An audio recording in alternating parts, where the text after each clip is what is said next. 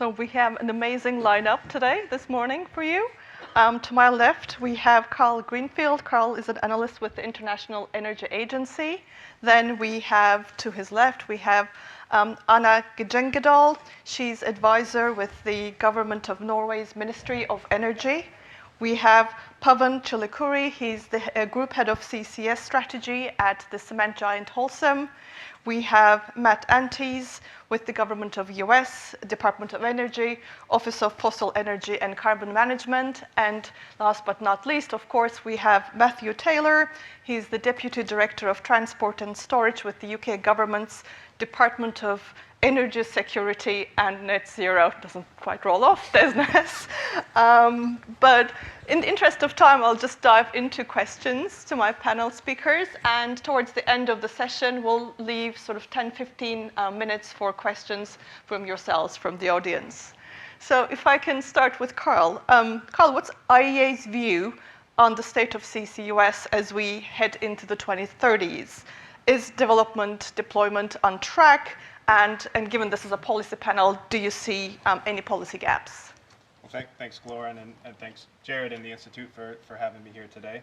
I have a tough hat to wear because, as Jared mentioned, there's been a lot of momentum within the CCUS space in the last couple of years. So for that, I remain optimistic. But I also remain a bit critical because we have this 1 billion tons, around 1 billion tons, milestone to reach by 2030 if we want to stay on track with our net zero goals by mid-century. I'm optimistic because of this momentum. So in the past year, if we look at the project pipeline to 2030, so those projects that are in operation or announced and project that out to 2030, last year we saw a 35% increase in project announcements for CO2 capture capacity. This was 70% for CO2 storage capacity. This is similar to what we saw in 2022 as well. So the fact that we're seeing this sustained momentum is incredibly promising, and it gives room for optimism. If we just look at this project pipeline to 2030, if all the projects go into operation, we'll have over 400 million tons of capture capacity by 2030 globally, and over 600 million tons by 2030 for storage capacity as well. Again, this is up from the 50 million tons that we see today. So for these reasons, I'm incredibly optimistic. And we need to continue this momentum as well. So if we continue to see these project announcement increases, as we've seen last year and the previous year, this is addressing part of the puzzle that we need to fill in order to reach our net zero goals. And again, in our scenario, we have around 1 billion tons of CO2 captured and stored by 2030. This is in alignment with a few other climate models and also in alignment with the carbon management challenge gigaton scale target as well. There's some other parts of the puzzle that I'm a bit more critical about, and I think this is great to see so many folks in this room and so much interest, because I think we need everyone at the table and we need everyone on board to help fill in these parts. The first is that we need projects to materialize. So again, these project announcements are great; they're really encouraging, but we need them to reach financial investment decision, which we see as an excellent marker for projects to start operation. The percentage of projects that are announced or in operation reaching FID is relatively low, and it's remained the same for a few years, and so we need this to increase. We need projects to materialize. The second is in industry, so we need more of a focus on CO2 capture projects within industry. Europe is doing a great focus of this with their various public subsidy programs and their focus on industrial applications. But if we expand this out to kind of global CO2 capture capacity, if we look at the project pipeline, industry capture only represents around 10% by 2030. In our net zero scenario, this needs to be around a quarter by 2030. So we need this greater focus on industrial applications. And finally, the third part of this puzzle is the time it takes to build projects. And so it takes, on average, around 6 years for projects to be built. Granted, there's only a handful of projects that we can use to come up with this number. But we need these lead times to be reduced to around 4 years if we want to stay on track to net zero. I mean, we're in 2024 now. 6 years, we're already at 2030.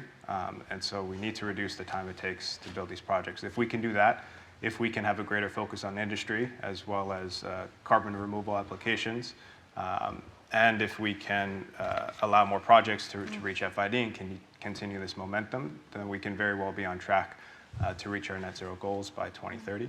And you mentioned sort of the policy gaps because this is a policy panel. The gaps will look a bit different depending on where you are in the world. Within Europe, I know there's a lot of conversations around getting the right network codes for shared transport and storage infrastructure, and there's a lot of work that's started in the UK on this as well as at the European level. There's also been sort of discussions around the London Protocol, so Jared mentioned this earlier, but we saw 5 recent agreements or arrangements between Northern European countries recently, and we see these sort of arrangements or announcements of arrangements continue to increase, especially within Europe. And so this sort of could enable the transboundary transport and storage of CO2, which is also great to see. The development of storage, particularly within the North Sea, is incredibly promising. But we also need to see the development of storage in other parts of Europe too. But I would say the real policy gap is not necessarily any of these smaller sort of more technical issues. The real policy gap, in my view, is the geographic deployment gap. And so we heard about this a little bit earlier, but the deployment of CCUS within emerging economies is relatively low. We have seen a lot of momentum actually come out of the Middle East and within China, which is promising. But in terms of the sheer amount of capacity from project announcements that we're seeing out to 2030, this is led by North America, this is led by Europe. And so again, while this is great to see from a policy gap standpoint, we need to enable the CCUS deployment in emerging economies because this 1 billion ton milestone by 2030, it's not a European target, it's not an American target, it's a global target. And so including emerging economies and allowing for policies and funding to flow through to these regions is really the only way that we can reach this ambitious goal by 2030. Thank you, Carl, for that very nuanced assessment of where we are. I saw a lot of people nodding their heads, including myself. Great momentum, but we need more FID, more industrial deployment, shorter timelines, and of course, the geographic deployment gap between North America, Europe versus, let's say, the rest of the world is something that needs to be addressed if we're to get to a gigaton level by 2030. So turning to Matthew, UK has made enormous progress over the past few years in terms of CCS deployment, and hopefully we'll start first projects starting construction, FID, before the end of the year. UK has developed sector-specific business models. Could you tell us a little bit why and why this was needed and how this was received by the industry? Yeah, sure. Before I do that, just sort of reflection on Jared's slides. Sort of 7 years ago when I first started working on sort of CCS, it felt very lonely. I think there was the UK and there was Norway. And then sort of being run through Jared's slides a moment ago, you can see how far sort of globally CCS has come, and I think the opportunities are sort of really quite outstanding, and hopefully those emerging countries or emerging sort of CCS sectors in other parts of the globe can really sort of learn from what's going on in Europe and sort of perhaps accelerate things even more. The UK took a very specific route, which is based on sort of previous attempts to deploy CCS within the UK. So those of you familiar will know that we had sort of 2 previous attempts. The second one sort of ending in sort of 2015. And the business models that we've developed really sort of stem from that. We went through an internal government process led by the National Audit Office, who reviewed the processes that we'd run. And they focused very much on sort of risk allocation and how specific CCS risks were being allocated and then managed throughout the CCS value chain.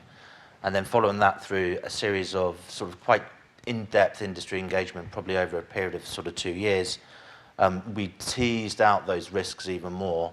And that led to a conclusion within sort of government that to manage those risks we needed to have or develop industry-specific business models. And those risks are really around, at the time, sort of focusing on sort of the perceived market failures that we saw or identified through that work. So how do you manage those CapEx and OpEx costs and those sort of first of a kind investments that you need to see? What are the sort of characteristics of transport and storage, where we sort of took the view that transport and storage is very much has sort of monopolistic characteristics, and if you assume that, what are the risks then sort of potentially sort of being borne by users of those networks? We also took the view that CO2 transport and storage sort of lended itself very well to a sort of utility type model, and in the UK, the regulated asset-based model for utility type networks, so be that water, electricity and gas distribution, was a model that was already in existence and sort of was fairly familiar, and we'd seen sort of the success of that. So for us, the CO2 transport and storage business model sort of lent itself very much to that sort of model. On the CFD side, for the individual sort of sectors, be that power, waste, industry, again, we had the success of the CFD for renewables, where the concept of setting the strike price and the reference price and then sort of raising finance against that was a model that was well known and been successful within the UK when it came to deploying renewables. So with some adjustments to recognise the nature of CCS technologies, we adapted that and have started to sort of roll that out. Of course, that's just the business model side of things. To underpin all that, we went through quite a sort of intensive sort of legislative process. So at the end of last year, we had the Energy Act, and that sets out the economic regulatory framework for CO2 across the sort of the spectrum. Importantly, what that did was to set a independent economic regulator. The role of the independent economic regulator, which will be Ofgem, is to review the costs set by transport and storage companies and the user fees. So those fees are sort of regulated, and that's because in the UK, because we view transport and storage as a monopolistic sort of asset, there is a sort of statutory requirement for the Secretary of State and Ofgem to protect the interests of users of those of the network. So within the sort of the detail of the economic models for CO2 transport and storage, there is a process to sort of for the transport and storage companies to set costs for those costs to then be reviewed and then be reviewed on a periodic basis, and that's really to sort of attempt to address this underlying sort of risk, I suppose, that we saw of monopolistic sort of behaviours. The other key element that we've sought to sort of address is this cross-chain risk and how we manage that. That was a key finding from the National Audit Office report in sort of 2015, 2016. On the back of that, we've developed a comprehensive set of network codes, and the network code manages the technical and operational interfaces between the transport and storage service provider and the user of the network. So that goes into a lot of detail around CO2 specs, how you nominate flows onto the network, what happens if there's a network outage, how do you allocate capacity, how do you allocate sort of reserved amounts of capacity and things like that. So we've really gone into sort of quite a bit of detail in relation to that.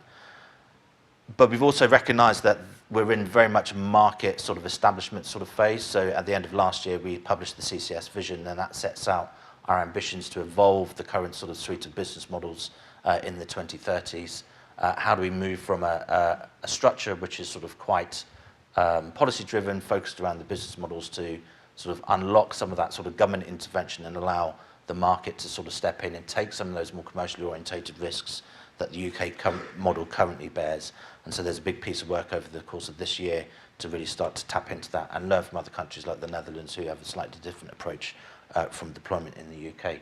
So very much sort of UK focused to address a set of UK specific needs that were identified early on. But I think what's great is that we're seeing so much more deployment in CCS globally now, that I think there's a real opportunity for the UK to take stock and see what else is working elsewhere and try and accelerate deployment within the UK. Thank you very much for that overview of the business models. And talking of opportunities, collaboration, learnings, if I can turn to Anna, another country, of course, in North Sea, and a leader in carbon capture, utilization and storage. Longship project kickstarted or restarted deployment in Europe. Following Longship, are you seeing further increased interest in CO2 storage and in CCS in Norway and in Europe sort of more broadly? Thank you, and thank you for having me. It's a pleasure to be here in this panel today and see so many people. I think Indeed, it has been confirmed already several times today. There is a momentum for CCS right now. We see it in Norway, we see it in Europe, we see it globally. In Norway, of course, as you mentioned, we have the Longship project. It will be operational next year in 2025, which is very exciting. And one of the aims of the Longship project was indeed to demonstrate the full value chain of CCS operations. It was also to be a catalyst for new projects in Europe. And I think we are already seeing some impacts of the project before it's becoming operational, which is great. We see it has had an impact in Norway and Europe in general. In Norway, we have, since the Longship project and Northern Lights received its exploitation license in 2019, we have now awarded 6 new exploration licenses in the last few years. To 11 different companies, and that is without any government support, which I think illustrates that quite well. We continue to award licenses. We expect to award more licenses this year. And if all of these projects develop their plans according to their very high ambitions, we could store more than 40 million tons per year from around 2030. But as Carl has said, we need to see the project actually develop, so it will be interesting to see how we stand in 2030. Northern Lights has also entered into specific commercial agreements with companies in the Netherlands and in Denmark. So we also see that the cross-border elements of the project is developing quite well. So I think it will be interesting to see how this further develops in the next coming years. Indeed, it's been a big catalyst for sort of cross-country, across-Europe collaboration, and which we're looking forward to seeing more of, and as Jared mentioned, sort of more bilateral agreements, more commercial agreements, hopefully. Now, looking across the pond to Matt, the US has unveiled, as Jared also mentioned, some very substantial policy support packages for carbon management. How are you rolling out these investments to support all parts of the CCS value chain and ensuring that they're all sort of developed in alignment, which is something that we heard from Matthew about was a concern, or was certainly thinking of the UK, behind the UK business models? Yeah, thanks for that question, and thanks for inviting US DOE to the Europe Forum. It's an impressive event here. And just taking a quick step back, in the US, we have had funding in the past for demonstration projects. We've had a financial incentive in the past. But now that we have the bipartisan infrastructure law, we have substantial funding for projects. Now that we have the Inflation Reduction Act, we have sufficient financial incentive as well. And that's all underpinned by a robust regulatory framework. So bipartisan infrastructure law, 2.5 years ago, it seems like a long time ago, it was only 2.5 years ago, it was $62 billion for the US Department of Energy. Now, 12 billion of that is for carbon management. I mentioned the overall influx of funds for DOE because it really shifted the department from being R&D focused to broaden it to development and demonstration and deployment. And that includes carbon management itself. Just as the 12 billion, to put that in perspective for DOE, our annual appropriations for carbon management were about 300 to 500 million per year. So this 12 billion is over 5 years, but it's a significant amount of funds. And this excludes a recent announcement just a few weeks ago, $6 billion for 33 industrial scale, industrial sector demonstration projects. And not all of those include carbon management, but a number of them do. So this is across the industrial decarbonization. So fuel switching and electrification and efficiency. CCS is obviously a key part of that. The other thing about bipartisan infrastructure law that often gets overlooked is there's a substantial provision for loans. There's a $170 billion authorization for loans, and this is across clean energy programs, but it includes carbon management. that's another piece. Inflation Reduction Act. So this was a year and a half ago. And this, as you probably know, really enhanced the financial incentive for projects, but it also casts a wider net, meaning that more projects were eligible. Kind of smaller scale projects were eligible for this. And what we're seeing is a powerful response from the market. Currently, we have 15 commercial scale projects in the US. Now, with this enhanced financial incentive, we have 200 carbon management projects that are announced in the US. So again, the market is responding. Now, how is DOE rolling out some of these funds? A way to look at this is multiple dimensions. The first dimension is across sectors. So across all kind of parts of the carbon management value chain. We have point source capture, removals, transport, and all modes of transport, so not just pipeline, but rail and trucking and even barge. Conversion to fuels and products, and storage, onshore and offshore. So that's one element, is across the sectors. The second element is across applications. So not just, so in the US power sector is part of it, so natural gas and coal, but also industrial sectors, and this is critically important to have demonstrations across cement and steel and pulp and paper and glass and chemicals and so across that. So that's the second piece. The logistics, kind of the sectors is first, second is applications. And the third is really across the maturity of the projects themselves. What I mean by that is DOE is going to continue to fund the early stage, kind of the next generation of CCS technology. So continue to work on membranes and over 95% capture or 98% capture, those types of things. But then also prototypes and front-end engineering design studies and large-scale demonstrations, all the way to those commercial projects that I mentioned on the loan program authorizes. So across those dimensions. And then the last thing to mention here is it's more than just getting funds out the door for DOE. It's critical that communities are engaged from the outset and that communities benefit from the environmental benefits and they see the workforce benefits and the economic benefits. So DOE is doing a number of things in those ways as well to make sure that these flow to the local communities and that there is engagement from the start, two-way engagement from the start. Thanks very much, Matt. Now, wanting to shift gears a little bit, Pavan, we've heard from three leading countries, policymakers from three leading countries in the carbon management space, of course, the UK, the US, and Norway.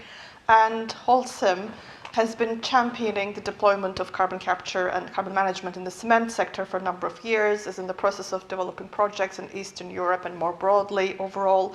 As a first mover, are there unique challenges or opportunities? And do you think that the existing policies, some of which we've heard today so far, are addressing them sufficiently?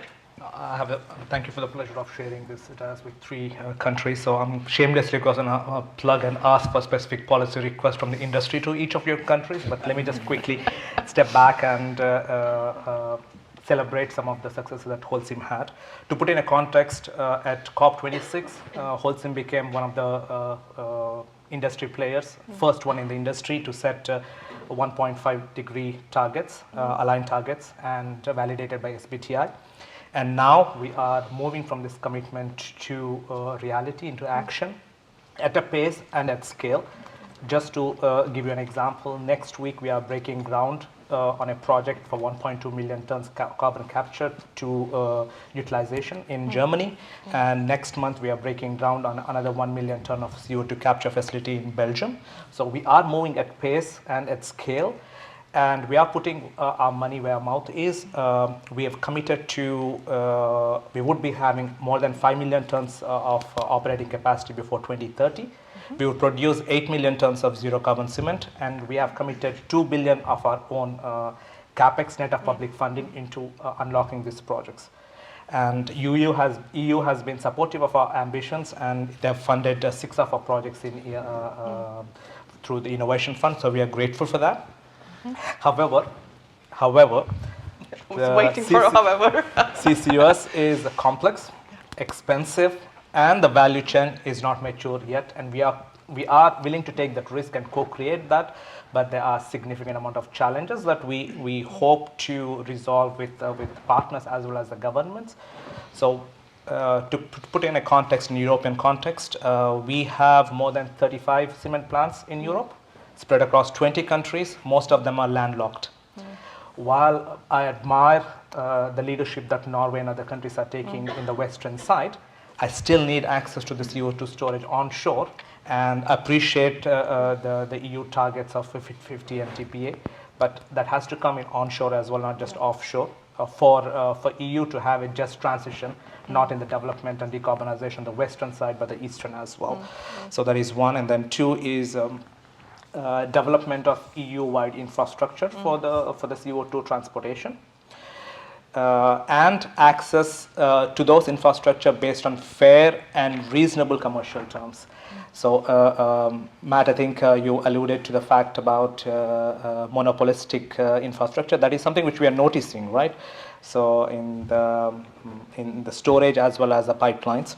And, of course, the cross-border transport of the CO2. If I have a plant in Switzerland, the only evacuation route for me is Swiss, Germany, Belgium, and hopefully to Netherlands, and store it there. And I need to ensure that the terms and the specifications of the CO2 is across harmonized, and all modes of CO2 transportation is recognized. Because at this moment we have close to 20 projects in EU. We are in different phases of development, and that projects have all the combinations. Some of them have pipelines, trucks, trains, ships, ports, all combinations you could think of. So I think at least we need harmonization there. Of course, funding is important. Holcim, I'm not sure whether you're aware, we have 100 plants globally. And if we were to keep 100 plants in our portfolio going forward, we need 100 CCUS ones. We are ambitious, we are bold, we would invest, but we also need public support in terms of financing and financial mechanism, instruments as well, that CCFDs that we admire in UK, which EU has not yet fully deployed. Just to put the context, when I went and asked for 2 billion from the board, the EU ETS was like €100 or 120. And the next board meeting, I have to go back and justify that my business plans are still robust and resilient when the EU ETS price was 60 or 55. And it puts the first movers at a significant disadvantage. And of course, the other mechanism is EU is funding, which is really important, admire. But we also need standardization and facilitating access to combined sources of funding from EU as well as the national governments, and simplifying the state aid rules. It feels like a laundry list of requirements, but I have one more, which is CCU. There is a bit of an incoherence between the climate ambitions from EU and then implementing acts. Let me just give an example, right? Cement, concrete is most widely used material after water. There's no other material other than water that human beings use in the world. And we would be building, for the next 40 years, floor space equivalent of New York City every month. So that means that the demand for concrete would increase and demand for cement would increase. And you cannot produce cement or concrete without emitting CO2. So just break it down to the chemistry here. You take the raw material, limestone, heat it up to 1400 degrees, and the limestone emits CO2. So if you want concrete and cement and then urbanization, we would emit the CO2. That 1400 degrees getting the heat up, yes, I can use renewable power and waste heat, nuclear, and all the renewable sources, but the remaining 70% of the emissions, whatever you do, you emit CO2. So if we know that the CO2 will be emitted from the cement industry, can we actually repurpose that into and replace the fossil CO2 that is a carbon molecule that can be used to repurpose chemicals, plastics, and aviation fuel feedstocks. So we have a couple of projects which we scoped, but again, there is incoherence between what the EU is saying, what we want, and the implementing acts. For example, the plant in Germany, where we hope to capture 1.2 million tons and convert into plastics and methanol and aviation fuel. We got funded from EU. We scaled up the project, and we spent significant amount of money. And then EU changes to 2041 deadline of CCU projects, right? RF and bio. So those kind of things puts first movers at a significant disadvantage. So coming back, my specific ask for three of you, right? So I think I'm going to use the opportunity.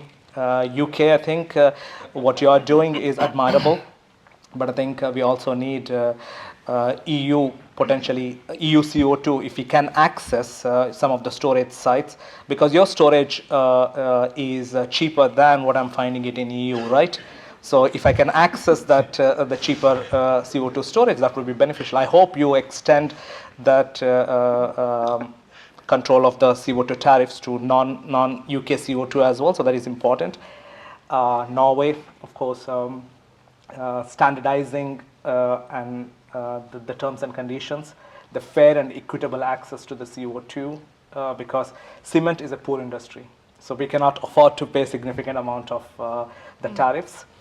And US, we admire the bipartisan infrastructure bills and the funding opportunities and the demonstration opportunities. But if we were to scale up from one plant to 20 cement facilities, that means that we have to acknowledge that 85 euros 45Q tariff would work for natural gas players and ethanol players, but not for the cement industry.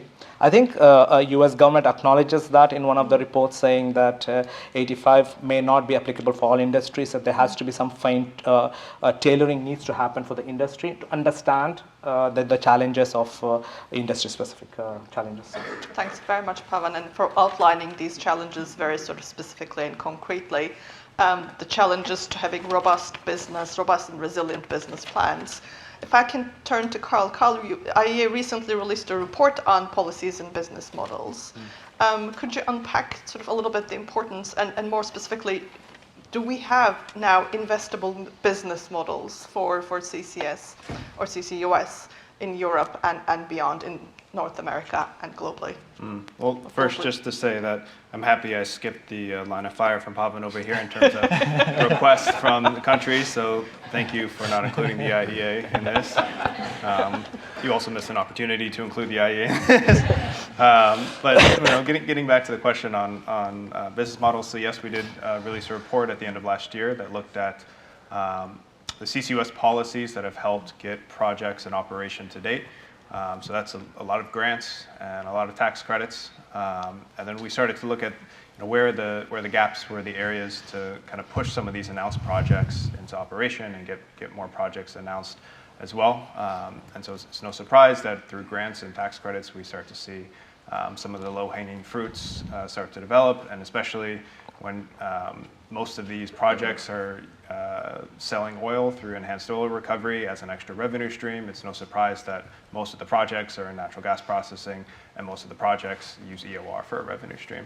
And so in the report, what we started to look at is what are some of these policies that different countries are pursuing, whether it's the UK, whether it's the US, or whether it's other European countries as well, to help fill in some of these gaps. And it's encouraging because we're seeing the project pipeline switch from an EOR focus to a dedicated storage focus. This is flipped.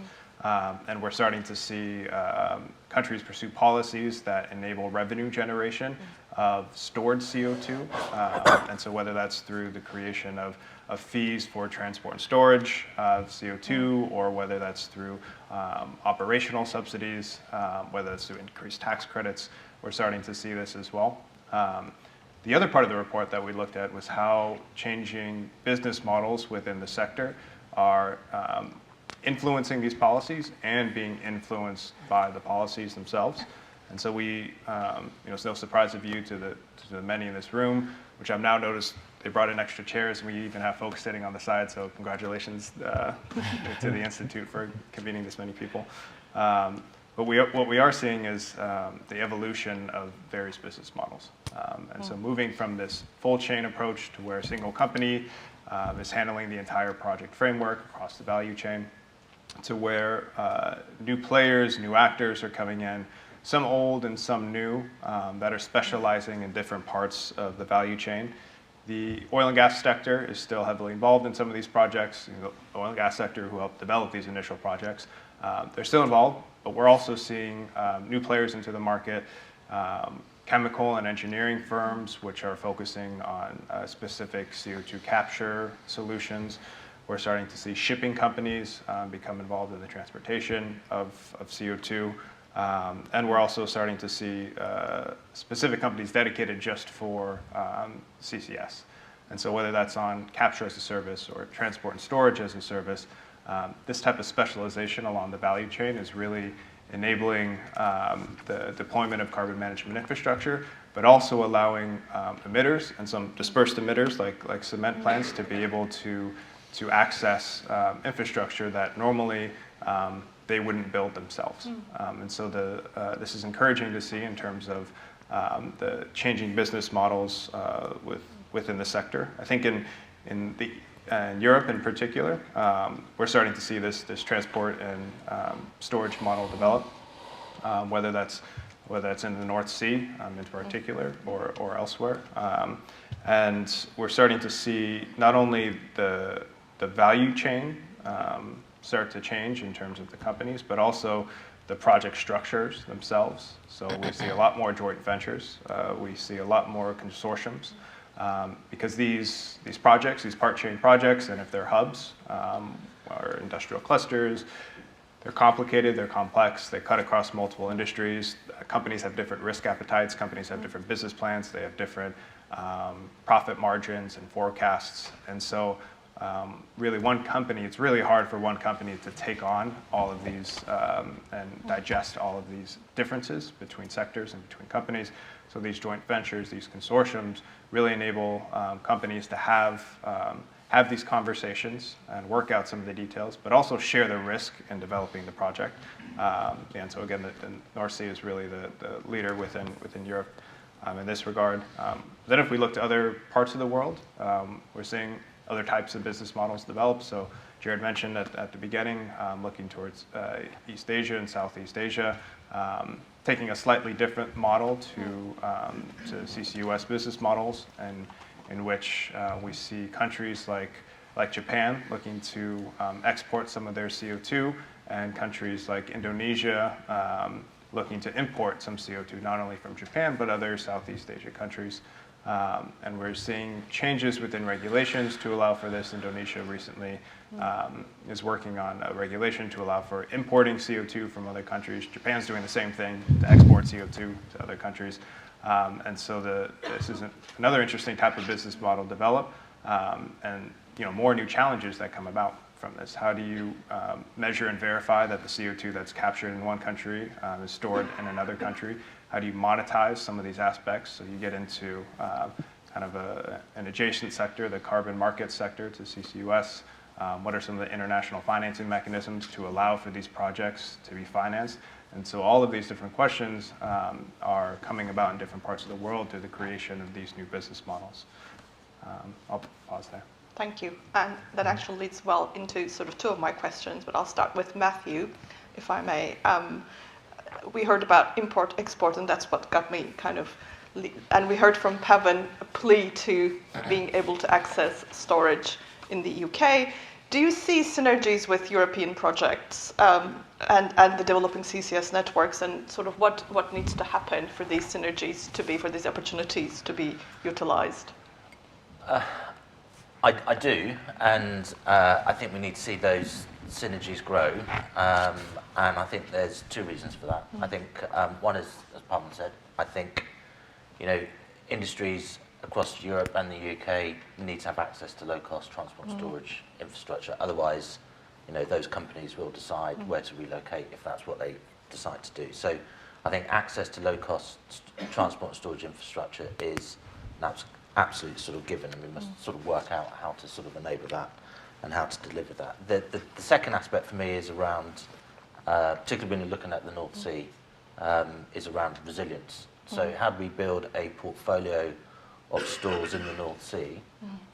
Because if you can build a portfolio of stores, you can build resilience and you can create network effects, and you can give those users of the network, be they in the UK or be they in Europe, the opportunity and the flexibility to sort of find that low-cost solution or an arrangement that works for them.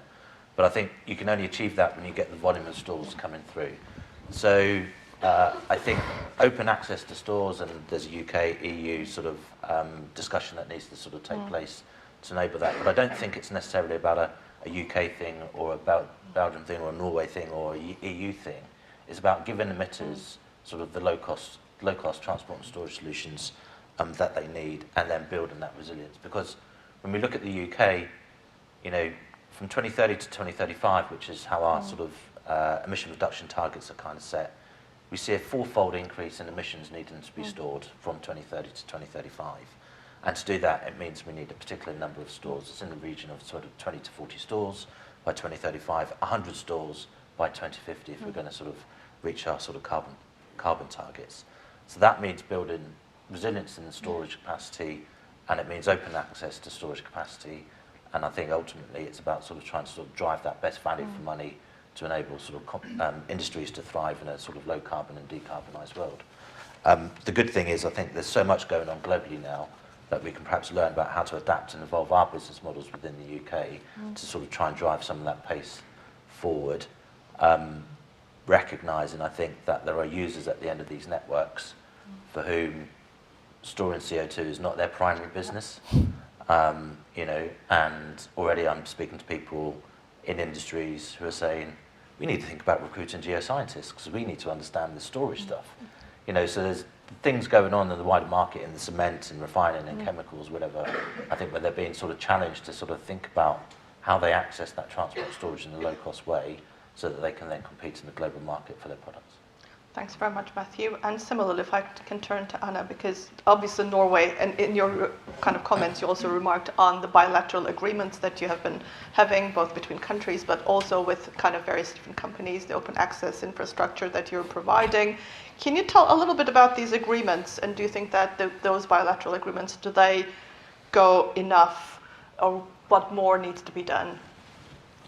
Absolutely, and it's a very timely question as we've had some recent developments New agreements. this week. It's been already mentioned as well, and I'm very happy to share that Norway did sign 4 bilateral MOUs on Monday with Denmark, Belgium, Sweden, and the Netherlands, specifically on cross-border transport of CO2 for storage, which is great news, and I think cross-border cooperation, as you mentioned, it's been a big focus from our side for a long time.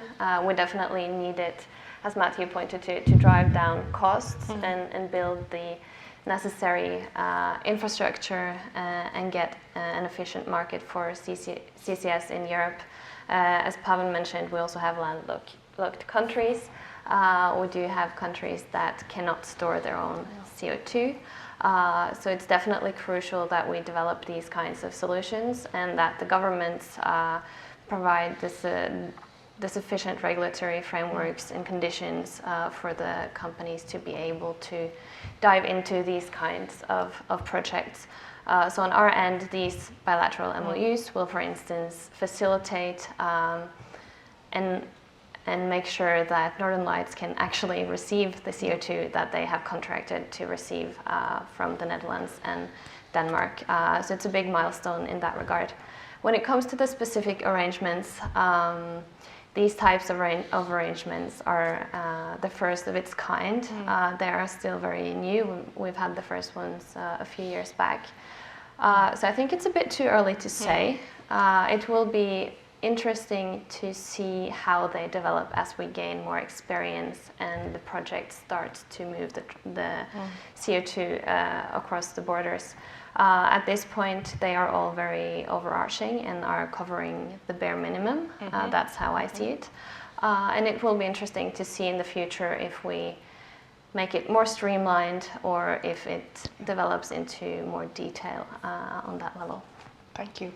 That makes sense. Early days still, but great progress. So thank you for the leadership again. And Pavan, if I can turn to you to talk a little bit about public-private partnerships. Do you think they're where they needs to be? Has Holcim sort of benefited from them?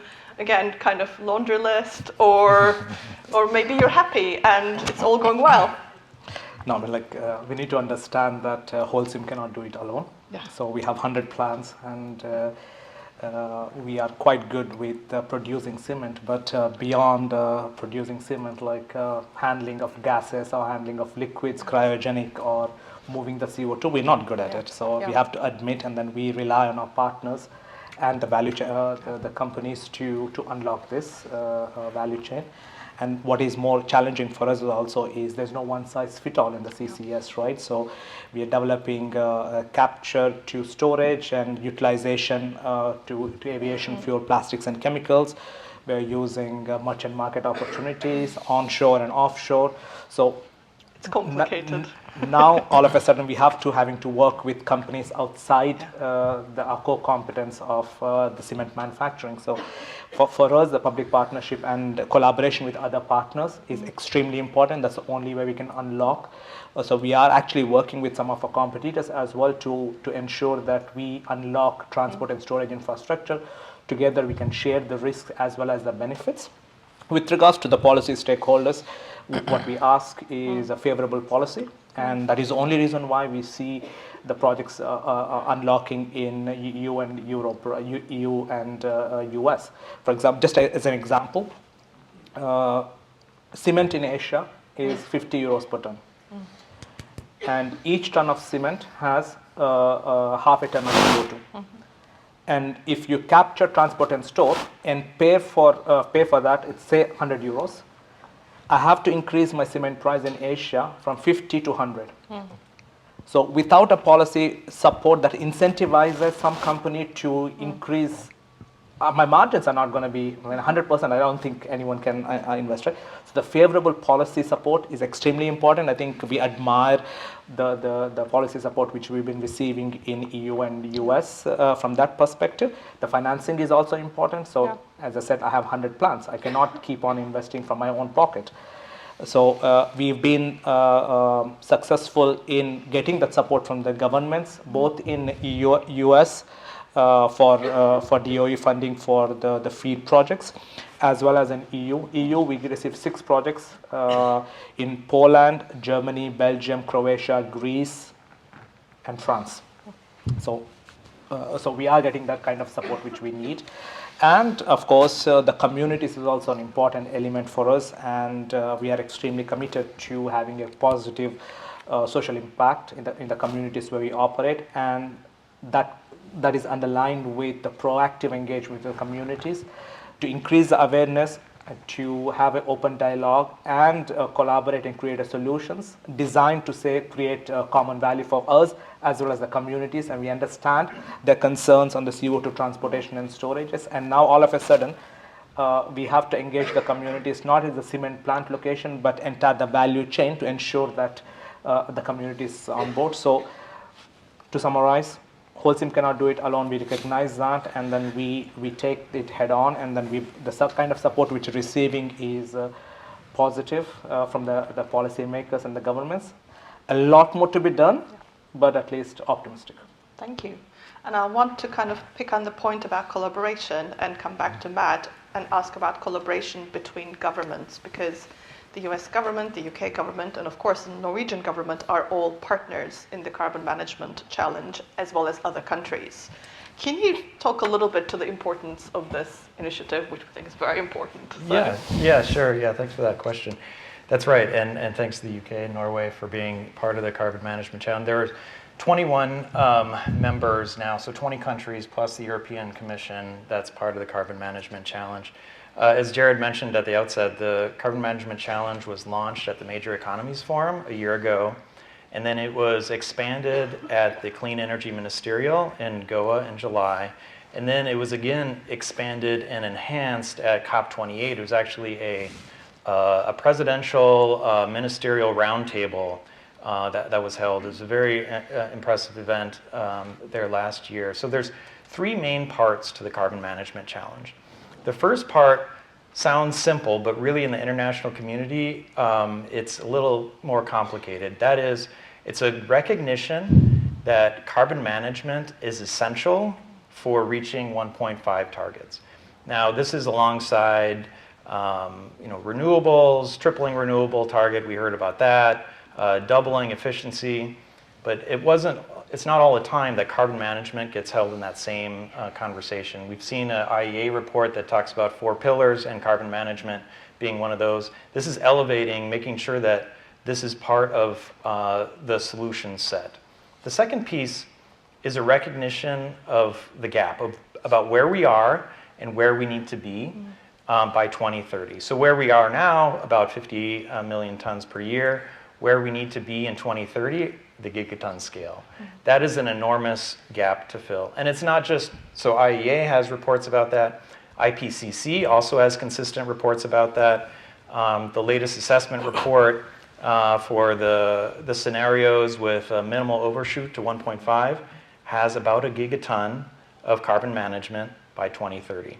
So again, it's a recognition about where we are and where we need to be in the short term. The third piece of this is aiming to take action. So this is about collaboration, it's about work streams, it's about increasing ambition for NDCs, it's about incentives and policy frameworks. It's about how governments can really step in and help fill this gap. This last piece, this aiming to take action, is what the co-sponsor countries have been working on operationalizing since COP28. So the co-sponsor countries, US, UK, Canada, Brazil, and Indonesia, have been meeting, and they've developed a draft governance framework to really, as I said, to operationalize, to figure out how this is going to be done. So there's been a lot of progress that's been made kind of behind the scenes on this. And the last point I'll make about the importance and impact of the carbon management challenge is that it's the enormous diversity of countries, right? 21 countries, that's a good amount. It's not, not like the global methane pledge, where it's 190 or so countries. But it's the diversity of countries. So we have oil and gas producers, we have renewable energy countries that have almost completely decarbonized grids. We have the developed economies, we have the developing economies. All of these countries working together towards an agreed goal of reaching a gigaton scale of carbon management by 2030. So that's already an important achievement. It's very exciting. Thank you. And with that, we've got a few minutes left, so maybe I'll take 2 or 3 questions if there are for speakers from the audience. And there are some mics here. Yes, thank you. Thank you. My name is Georg Locher from Schwenk Cement. And thank you very much for your very euphoric statements. I would like to put some drops of water into your wine. I don't see your enthusiasm in Europe yet. Just a few remarks. For instance, carbon capture for the cement industry. Yeah? We are building currently in one of our plants an R&D plant for capturing on the oxyfuel technology, which Pavan wants to use. However, that has to work first. I do hope that it will work, but we will not know before 2026, 25 maybe. Yeah. So this first thing, capturing, is really an issue. Secondly, people in the transportation industry see tremendous challenges because in the past, for instance, pipelines were filled by CO2 that did not stem from incineration processes. So current standards, for instance, from Northern Lights are strongly fortified, and those values on acid gases are currently not reachable in the cement industry. So this is not working. And then I see, of course, the CCS policies. These are very, very nice, euphoric intentions, but I mean to build a plant requires for concrete laws in the national laws. Yeah? And I do not see them yet. Yeah? For instance, if Pavan wants to do some CCU yeah, then he still has to pay with CCS certificates. They are not taken into consideration in the policy. All lacking, we don't have it. So do you still think that in 2030 we have 50 million euro, 50 million tons of CO2 captured and stored in Europe? Do you still think it? Like it's not just from the cement, but Yes.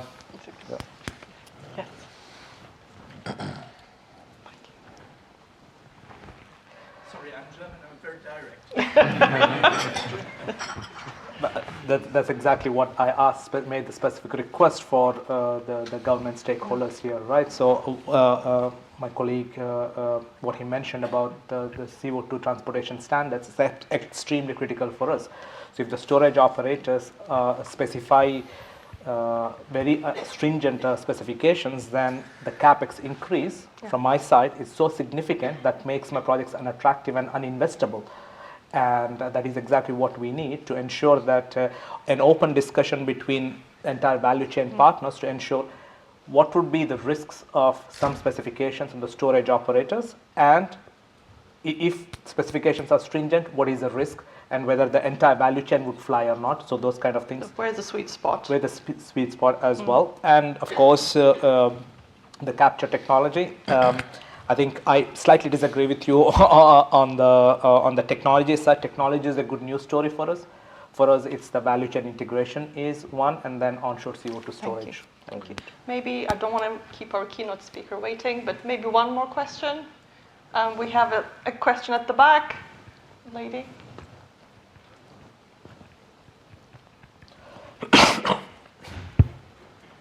Rachel Moore, Carbstrat. So I guess this is a question to the governments. And Jared mentioned about filling out the map. And Carl mentioned that 70% in 2030 is in emerging markets and developing economies. The majority of those countries that have been working on CCS to date have done it through development assistance. So how is that going to be leveraged? How can we help those countries moving forward? Is there an official development assistance mechanism in place? Is there one being developed? How can the Carbon Management Challenge also be leveraged for that? Great question. Thank you. Who would like to take that on? Matt, maybe? Yeah, maybe I'll start with some of that. So very good points, Rachel. And we know the World Bank Trust Fund is soon to be running out, and that's an important mechanism, and it has been. In terms of the financing piece, so the co-sponsors of the Carbon Management Challenge, you specifically mentioned that, are considering operational work streams, and one of those is specifically addressing the concern that you have raised, and that is financing projects specifically in emerging economies. So it's recognized as an important piece, and it's a difficult solution, right? Because you have countries that have their own, obviously their own interests and enough challenges themselves, and some of those departments that are responsible for kind of overcoming the domestic challenges are actually different agencies than those that provide the overseas assistance. So it's a recognition that it is happening, and that it has caught on to at least the co-sponsors so far of the Carbon Management Challenge, and you know, I hope there's more to report soon on that. If there are no additions, I would like to ask a round of applause for our speakers.